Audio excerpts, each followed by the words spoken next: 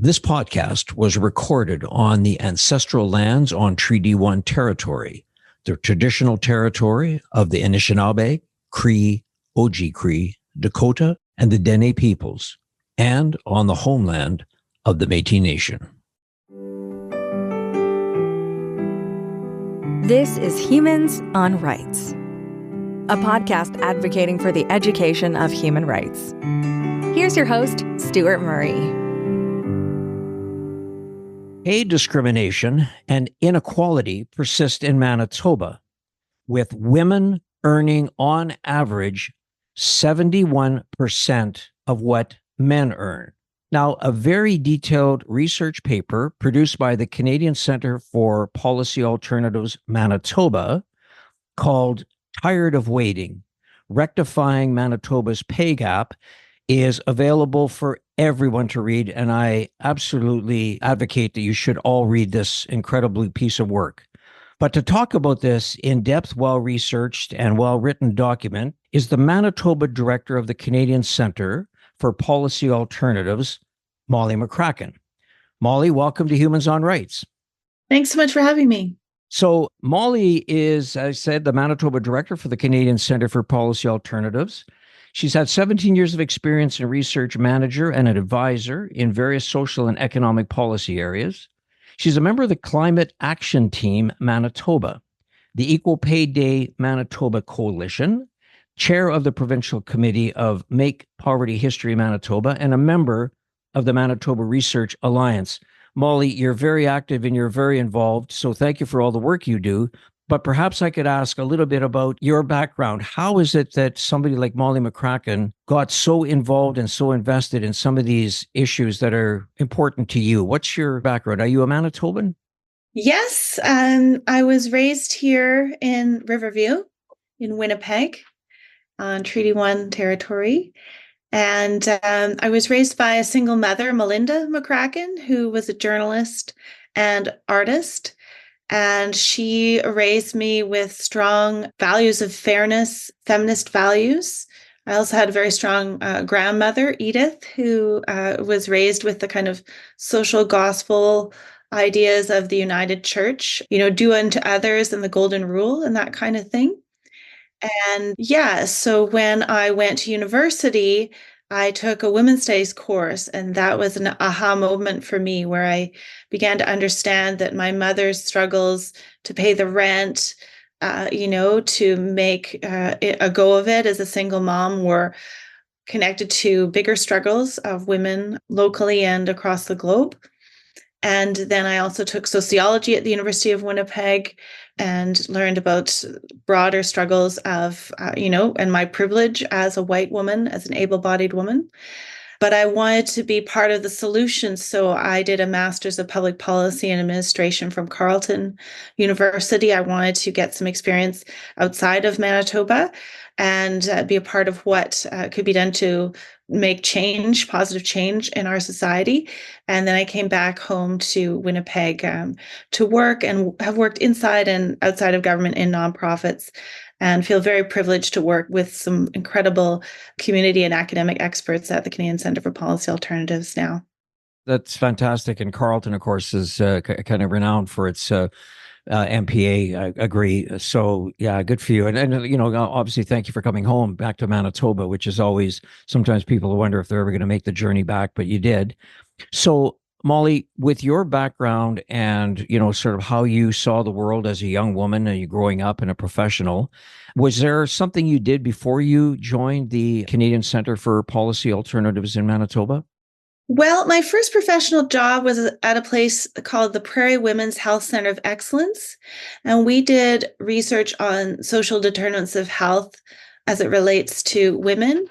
A report I did there was on women in housing, and it was a comparative study of women in private housing, co-op housing, and public housing and their life outcomes. And that got the attention of the government at the time. This was in the mid-2000s. And so that was really interesting experience to me, because there was a government at the time that was interested in those issues. And then from that, I had a job offer to work inside government to help with some of the affordable housing initiatives that were being introduced at that time. But then I was not entirely happy. I couldn't quite settle down. So I actually went and volunteered in Uganda for a little while. And I just saw what a difference not having a social welfare system had. People are really right hand to mouth in countries in Uganda and other countries in Africa. And lots of public services we take for granted, like garbage collection, for example, didn't exist there. So I also felt that, international development wasn't for me, that I should do the work in my own home community.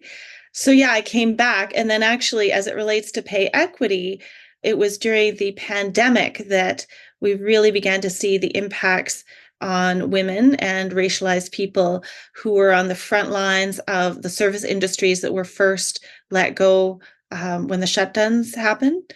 And so we were thinking at CCPA, and particularly as somebody who's passionate about gender equity, what's needed in order to make changes. So that's kind of a leap to where I came from to the subject matter today, that there is a kind of a longstanding connection with feeling of rights and equality and what can actually be done to address the problems that we see. For sure, Molly, and I always sort of say to, my guests, I know that it's just something that's natural, rolls off the tongue, but acronyms, CCPA, Canadian Centre for Policy Alternatives. So yeah, let's dive into this research piece that was done, Tired of Waiting, Rectifying Manitoba's Pay Gap, in very sort of simplest terms, if you could do such. Is there a definition of pay gap? Well, the pay gap is the difference in income between men and women. And I say men and women with an asterisk because we recognize that there's people who are gender diverse who identify in different ways. And we also say, we need to address that in terms of the data. But the data that we have is from Statistics Canada, and it was analyzed by Jesse Hager, who's a professor in economics and labor studies at the University of Manitoba.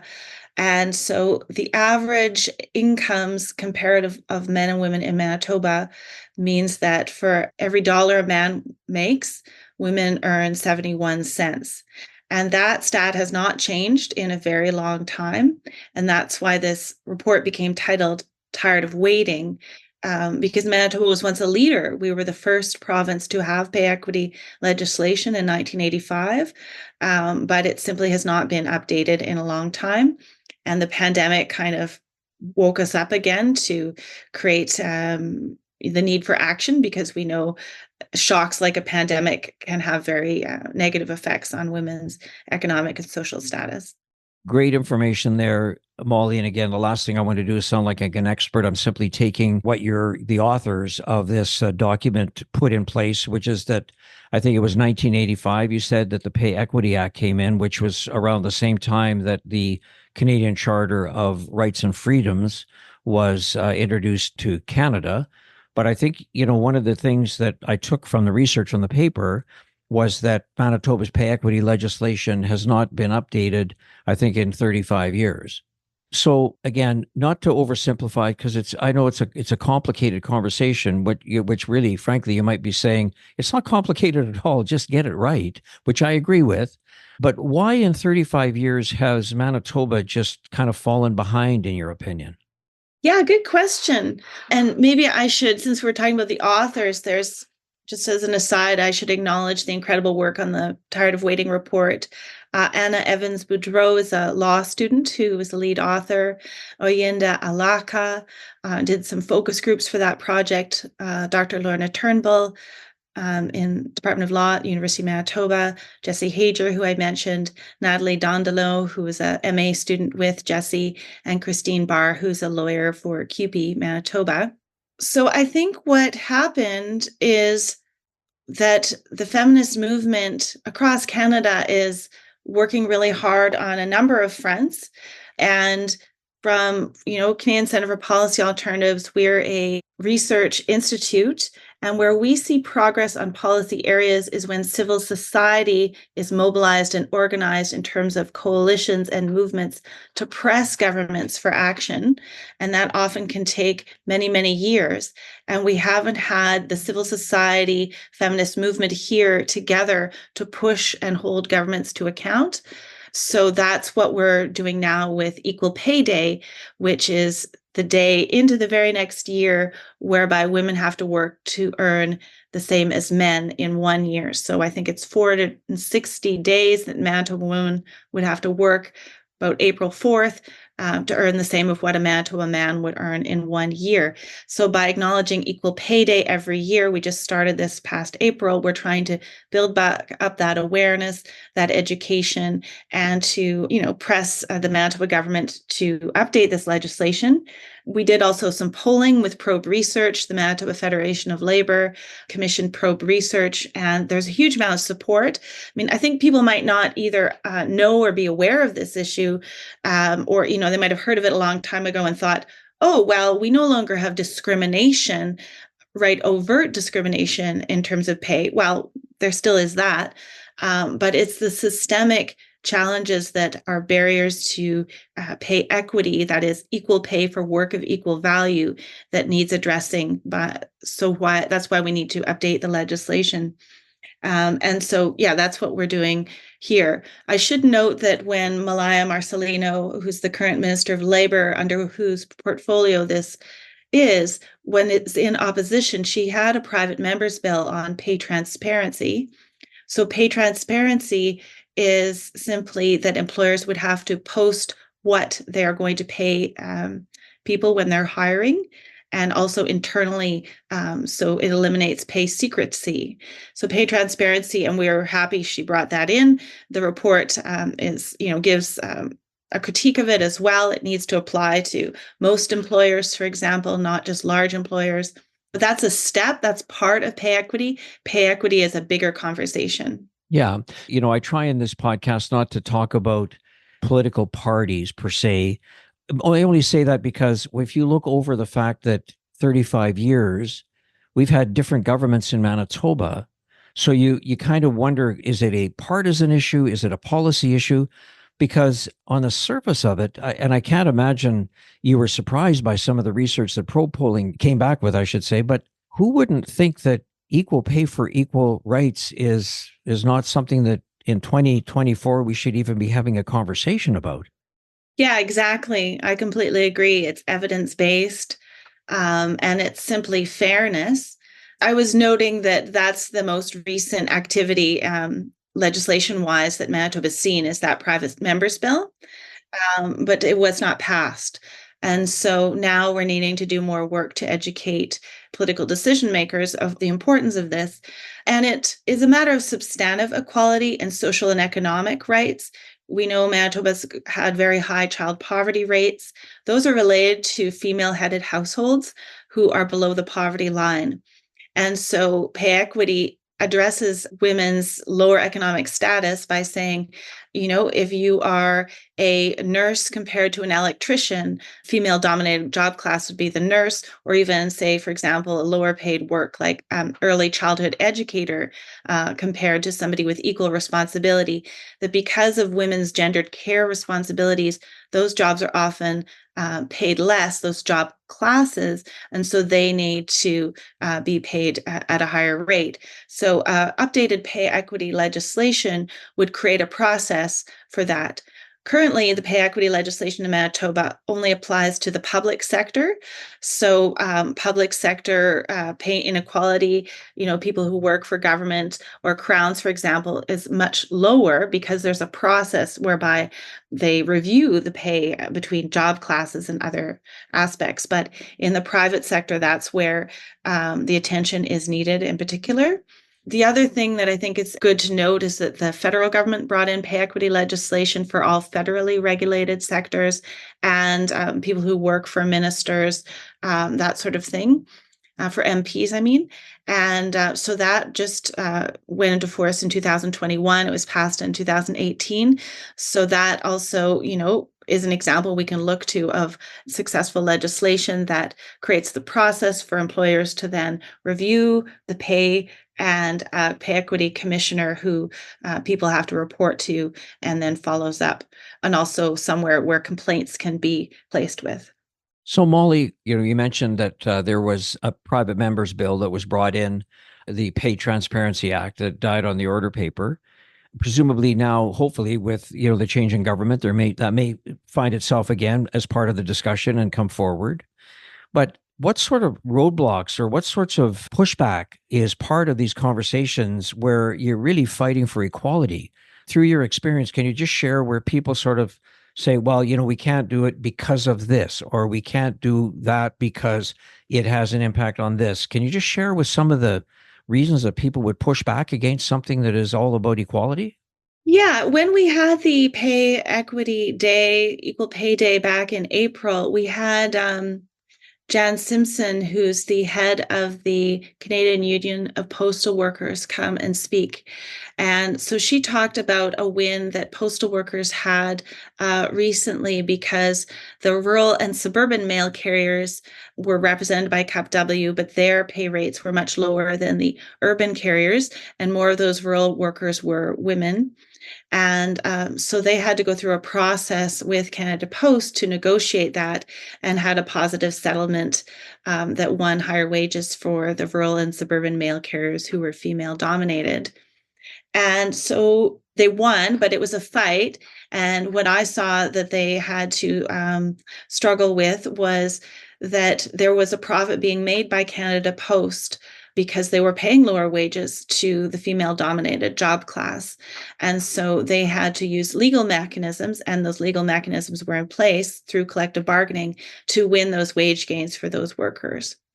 And so that is a win for the workers and all of society, because if people have higher earnings, particularly women, then we know they share those with their families and their children do better and everything else. We have less poverty among senior women, for example, because there's inequities in terms of pension benefits for men and women if women are earning lower wages throughout their lifetimes and things like that. So, that would be the first one in my mind, that people would be concerned about the price of this. However, it is a human right. It's a right to substantive equality that's guaranteed in the Charter. And so it'll also have huge economic benefits for all of our society by moving on it. So we just need to keep researching and educating people about what the benefits are of pay equity. So, Molly, just to sort of come back to the example you gave, the postal carriers in rural settings versus the urban. And as you just said, that most of the carriers in rural Manitoba were women. So they were making a lower wage than the urban postal carriers. Would that be the same for the men? Is it postal workers, period? Or were there male postal workers, rural, female postal workers, rural, that also had discrepancies in what they might have been paid? Yes, it's my understanding as well. These were also the rural were contract workers versus employees. So when they became employees, they came in at a lower rate. So it was a bit more complicated than just pay discrepancy. It was how they came into becoming employees at Canada Post. Yeah, and I mean, look, there's lots of negotiations that go on, and I can respect and understand that. And so, I mean, really, what it comes back down to is what you basically are advocating for through the Canadian Centre for Policy Alternatives Manitoba is rectifying Manitoba's pay gap. So, on that basis, Molly, does it really have to be done from your perspective through legislation? Is there any other ways that this might take place? For example, is there anything through research that you've shown in other countries, in other jurisdictions, that they've been able to close the pay gap successfully by using different methods than, say, legislation? Well, certainly any employer can do a process to review the job classes of their employees and look at female dominated versus male dominated. And I say that with the asterisks, that those are the categories we use because of our StatsCan data, but recognizing there's gender diverse people as well. And so, any employer could do that and review those. And there are consultants out there who will help employers do that, and then do a process whereby they ensure that female dominated job classes are being paid for work for equal value as male dominated. But it's shown that unless there is legislation, that employers will not do that. It would take a pretty special employer to take that step. And Ontario and Quebec have had this legislation that applies to the private and public sector for quite a while with the Pay Equity Commissioner, and certainly have seen some wins for workers there, for employees. So I can't speak to international examples. I don't have that research, but given what we see here in Manitoba, that we have this persistent pay gap that hasn't changed in many years, and we have a very old legislation, it just points to the fact that our legislation isn't working and it needs to get updated.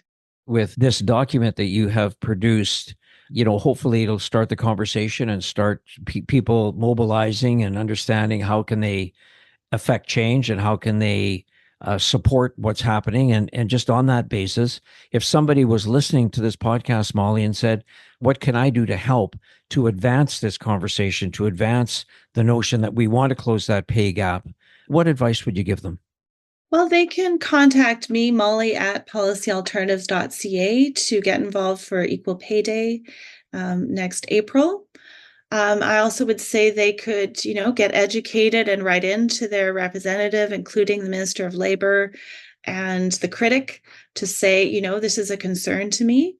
And I should note, maybe on an aside, that this is not just gender, it's also race. And so we do see a much wider pay gap amongst Indigenous women at 58 cents on the dollar for a white man versus women of color at 59 cents. So, there's other issues of racial equality that people could raise with their elected representatives as well, and other groups that you're involved in. I was privileged to take part in a day on pay equity at the Congress of Black Women of Winnipeg, and this was a huge issue for them. And it was a practical issue. They're just saying, we want to have good wages and make sure if we're going to school that our education will pay off, and we'll make sure we get a fair wage. And so I think different cultural groups could also be raising it as well. In your document, Rectifying Manitoba's Pay Gap, you go through a number of areas like industry, education, age, racialized states, Indigenous identities.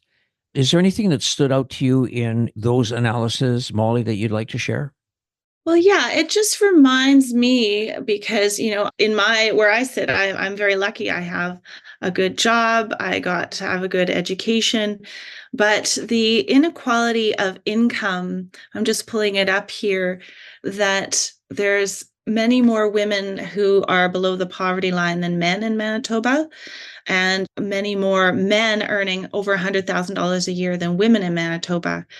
And we don't often talk like that because I think, it can be uncomfortable, but these are conversations that are important to have. And this data in this report shows it's almost like the more you go up the income spectrum, women and men are fairly similar in the $40,000 to $50,000 range, but there's less women earning above that amount as you go up the income scale. And so what does that mean for our society? What does that mean for opportunities and for people's abilities to provide for their families?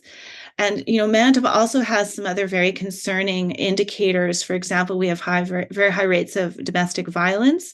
And if you do not have the economic resources to escape domestic violence, to get to a shelter, to move from a shelter to housing, then that makes women very vulnerable. So it relates to many other issues that are very important for equality and equal opportunity in Manitoba, and just simply dignity. On that basis, Molly, there's a lot of conversation around education and what that has to do with the ability for income earning. I'd be interested in the notion of childcare, women who, leave the workforce to raise, doesn't matter, could be a child or children, but leave the workforce to raise children and then want to enter back into the workforce. I know what the answer is that they fall further behind. But have you seen or have you done research on that part of it, Molly, to say, here's some ideas or some thoughts, some concepts, whatever it may be, that would allow, if the woman so chooses to come back into the workforce, it's her choice, but that she's not penalized? Yes, absolutely. Well, and we've seen when, a two-parent family makes a choice of who's going to stay home and take care of the kid and who's going to go to work, it's the lower earning parent usually that stays home. And most often that's the woman, although it's not always the woman. So just wanted to note that. But the $10 a day childcare agreement that was brought in several years ago is huge. The childcare research and advocacy sector was very happy to see that. It's a long time coming. Most OECD countries do have a public childcare system. We're not there yet on the system because CCPA, Canadian Centre for Policy Alternatives, has researched what we call childcare deserts, where there's not a licensed space for children under the age of 12. And so we have a dearth of licensed childcare spaces here in Manitoba. So, you hear stories of people who, put themselves on wait lists as soon as they know that they're pregnant, for example. We have 2 kids. We can't find school-age care, so I have to flex my days in order to pick up our kids at 3:30, and it makes for a very hectic day, not to mention school in-service days and holidays. We are scrambling to get childcare for our kids 6 and 7, so I'm living that reality. And so, feminist economists have said that if somebody exits the labor force to care for children, when they re-enter, they may not have the same opportunities for career advancement because they've missed several years, and then they haven't been saving the same amount for their RSP or pension because they've been out of the workforce. So that is an issue of economic inequality.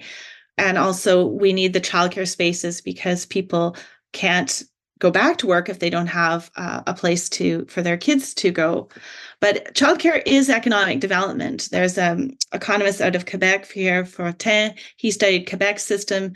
All the money that the government spent on childcare was brought back to the province of Quebec and Canada, the government of Canada, in terms of the taxes parents paid because they were able to get childcare and work and then pay taxes. So, I kind of want to also talk about reframing childcare as not just a public service for women, but an important part of our economy as well, because it helps people get to work. You hear about this conversation probably more in federal election campaigns than provincial, but, this notion that we're going to create all these, childcare spaces. And I'm at an age and stage, Molly, that, that's not something that I do a lot of thinking about. But my daughter, to your point, exactly when she knew that she was pregnant, enrolled in or put her name forward to get a daycare space. It never happened. It's one of those elements. And so the stress that it adds to parenting, and particularly is, I think it's fair to say a lot of that burden rests on the mother, on the woman, in terms of what takes place there. And I guess I look at this conversation around pay equity and say there's so many moving parts to it. But I also look at some of these conversations, Molly, and say that is somebody by design, and I don't know who somebody is, but is somebody by design trying to make this very complicated so that it makes it more difficult to achieve, when really you've talked about the legislation that has happened. I mean, clearly, when you think about 35 years ago, if I'm not mistaken, according to the research document that the Canadian Centre for Policy Alternatives put out, 35 years ago, Manitoba was looking pretty good across Canada in terms of that pay gap equity. Is that a fair comment? Well, I think we were looking good in terms of taking action to address it, but we don't have a pay equity bureau as far as we can tell. We haven't been able to find it. So we don't actually have an active entity tracking it inside government. And so, from a political economy perspective, which is what, our workplace does, we've looked at the rise of neoliberalism, of a very hard push to shrink government. And that means that government hasn't had the tools to implement the legislation it has on the books, or necessarily, I would say, women are too busy to lobby for the things that we need because we're taking care of the kids and working for pay and, sandwich generation, all that kind of thing. So it's very hard. There's not a lot of entities actively advocating and lobbying for these things in a systemic way. So, those are some of the reasons why I think we haven't gotten to where we want to be. I mean, I did watch a presentation by Ontario's Pay Equity Commissioner recently, and they said, well, it's only been 70 years that women have been in the labor force.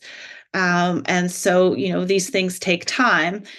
To us, we also said it's been 40 years since the review of the status of women in Canada said we needed a childcare system. So it took 40 years to get the childcare system. Now we don't have enough spaces. So it's taking a long time, and people are paying the price. And I think the pandemic was a big wake-up call for a lot of people.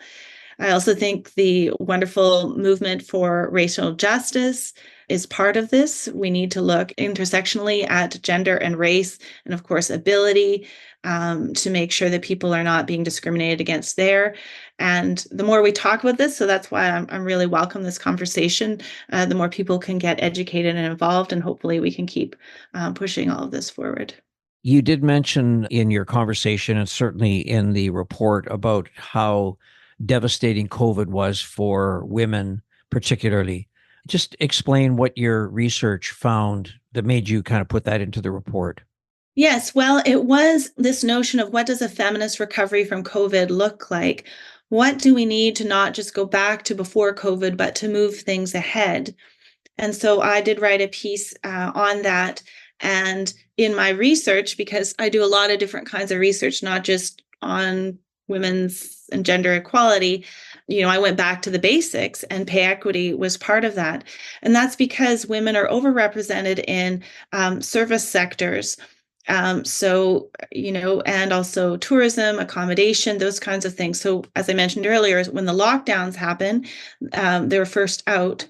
And also in lower pay sectors. And so much less of a cushion economically. I mean, CERB did help. That was huge. We actually saw child poverty go down, almost cut in half in Manitoba when CERB came in, because people had enough money through CERB to cover the basics due to that.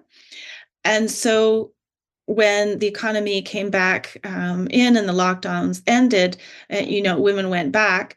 But still finding childcare is very difficult.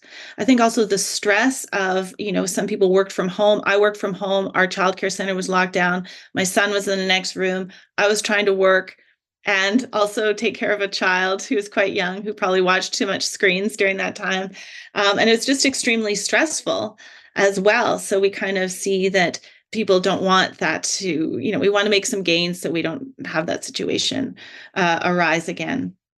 It was a fascination to watch what happened with kind of the lockdowns and how it was impacted. And as you say, if you look at sort of the service industry, the tourism industry, accommodation, et cetera, if that's largely, driven by women employees, they would be the first and hardest hit. Would you say that we're close to being back to where, I don't want to call normal, because again, normal just means you're still behind, right? I mean, you want to advance it. Have you got some research that shows that may be taking place, or that there's a sense that is being more positively received? Well, I should note, of course, the healthcare workers during COVID did such tremendous work. And in this study that the Canadian Centre for Policy Alternatives did, called Beyond Recovery, which was looking at a number of indicators of women's equity across Canada. In Manitoba here, we looked at home care and personal care home workers, which are predominantly women and women of color. And you might remember that when the crisis in personal care homes was happening, home care workers were brought in to fill the gaps when there wasn't enough labor there. And those workers are extremely low paid. In fact, the QP 204 workers have, against their own union, voted against the most recent labor offers, because they actually, starting wage is a minimum wage of $15.30 an hour here in Manitoba. So that has not changed. Those particularly, we know nurses have settled, but the other parts of the healthcare system, healthcare aides, home care workers, personal care home workers, are still lower paid and want to make some gains because they really struggled during the pandemic. So yeah, I still don't think we're there yet in terms of a recovery. But what we do have is people who've learned some lessons and are not going to forget those and are going to keep pushing for more progress so we don't go back. Did you say that there was a group in home care that voted against something? Can you just explain that a little bit more, please? So yeah, I don't know when this will be aired. It's September 6th. So the union that represents the home care workers, part of the home care workers, is QP. and they were offered a wage settlement, and the workers voted against that, even though the union recommended it. And that's because the home care workers, and there was a very interesting article that Carol Sanders wrote about a home care worker who's working 8-hour shift at Concordia, then 8-hour shift at, I think it was St. B, what they do on a daily basis to help people through the healthcare system, and the very low wages that person's earning, even though they've been in that job for quite a while. I'm sure the union did try their best to get a deal for them, but the workers themselves are saying, we can't sustain these lower wages below $20 an hour. And we've been through too much with the pandemic, and we need a better deal. And so that to me points to the fact that people have had enough, and particularly in gendered positions. So if I understand correctly, just to sort of follow it through, the fact that they voted against it, does that mean that there's a chance that they have an opportunity to go on strike? Potentially, yeah. Yeah. Or they have to go back to the bargaining table now and try and negotiate a better settlement and go back to their workers and see if they'll vote to accept it or not. Okay, fair enough. So, one of the things when this conversation comes up, I've had a conversation with lots of people that start to ask the question, which I can't answer.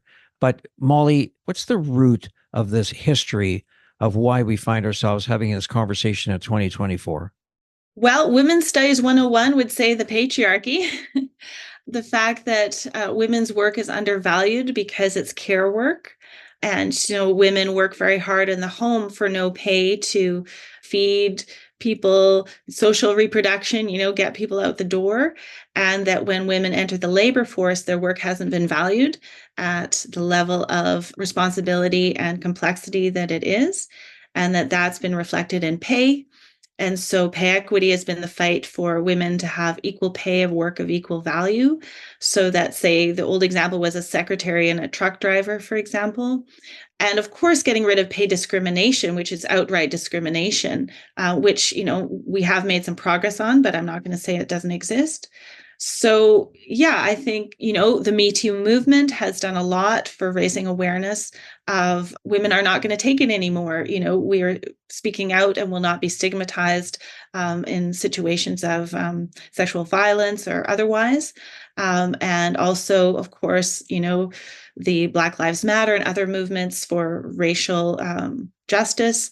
Those are hugely making a difference, I would say, culturally in our society. We're seeing a lot more diversity in our cultural media and movies and TV shows and everything else.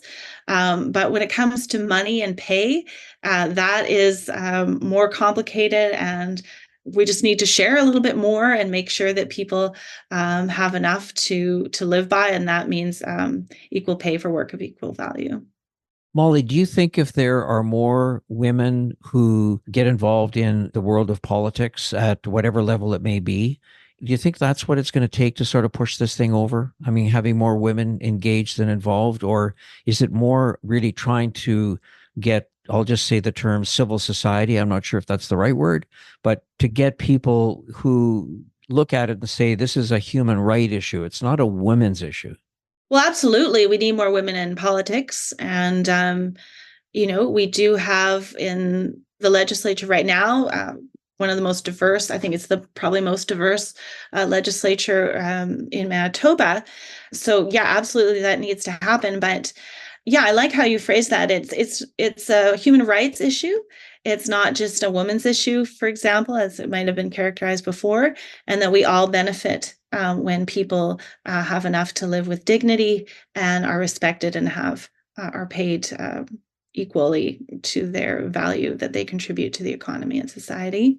And, I think we're talking about civil society. So, I'm connected with the labor movement, with nonprofit and charity movement. But I'd like to see what the business community would have to say about this. We have talked to the chamber, parts of the chamber in Winnipeg here. But I think that's also, conversations that need to take place. And then also with different cultural communities. I mentioned, the Congress of Black Women, but those groups can also have a huge impact because, yeah, they are trying to ensure that there's no more discrimination for people of their cultural group. Is there an organization that you would like to see kind of lead this conversation, Molly? Well, we don't have such an organization here anymore. We did for a long time have a group called the United Nations Platform for Action Committee that paid attention to international human rights law as it related to women and then brought that home to Manitoba. So yes, we do need somebody to convene that conversation because it's happening in pockets, but not at a high level here in Manitoba. Yeah. Well, one would hope, and I know that one of the things that, I try to ask my guests if there's reading material that would help to maybe understand or educate, because, I try in this podcast to bring on professional educators or advocates, of which I think you kind of fit both, Molly. When I ask, is there any reading that you would request or suggest that maybe anybody who's listening would pick up to learn more? And of course, you suggested very clearly, Tired of Waiting, Rectifying Manitoba's Pay Gap, that has been produced. And you mentioned the author's names. It is produced by the Canadian Centre for Policy Alternatives, Manitoba. From your perspective, just to sort of close out this podcast, is there something that you would like to share with anybody who's listening that perhaps I haven't asked you about the importance of trying to find a way to close this pay gap?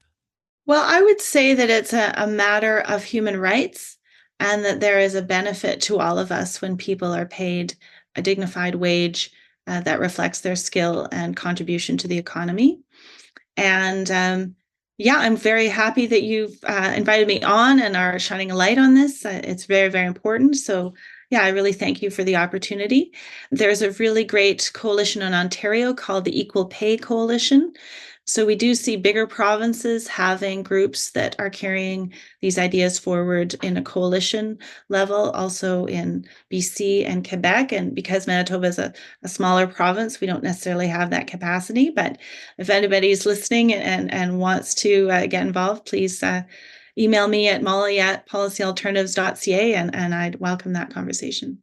Yeah, and I'll put that into the episode notes, Molly, if people just want to know how they could get more involved or whatever they do. Just close on this. I spent some time in the legislature in Manitoba, and across the aisle was Gary Doer, and who did a tremendous job as the Premier of Manitoba. We've since obviously become friends following our political careers, not saying we weren't during. But the point I want to make through, I think, Doer's leadership and his relationship with a lot of the firefighting community, one of the things that we enacted in Manitoba was presumptive legislation to deal with some of the issues that firefighters were working with that has, I believe, and I stand to be corrected, but I believe, Molly, has become kind of almost the gold standard, if that's the right term, for the world to start looking at what took place in Manitoba. I guess I would just leave this with you and in this people listening to this conversation is, why don't we become that sort of lead in terms of closing that pay equity gap and sort of be the kind of the model, take that lead and sort of really kind of talk about why Manitoba is the kind of place that people want to come and live and they want to raise a family and they want to participate, because we have that ability from a human rights perspective to recognize the importance of why equal pay for equal work is a no-brainer, and we embrace it and we celebrate it, and we want the world to know about that. Absolutely. Yeah, that would be fabulous. There's a lot of potential to lead here from Manitoba, I agree, as the heart of the continent. Right. Okay. Well said. Molly McCracken, thank you so much for your time. I really appreciate you jumping on and sharing your thoughts, your wisdom, bringing up the incredible hard work that's being done today. And let's hope at some juncture down the road, if I have you on the podcast, we can celebrate something that has been important to not just women, but to men and everybody involved in terms of trying to create equality for those that deserve it. Absolutely. Thanks so much for having me and for shining a light on this issue. Thanks, Molly. Thanks for listening to Humans on Rights. A transcript of this episode is available by clicking the link in the show notes of this episode. Humans on Rights is recorded and hosted by Stuart Murray. Social media marketing by Buffy Davey. Music by Doug Edmond. For more, go to humanrightshub.ca. Produced and distributed by the Sound Off Media Company.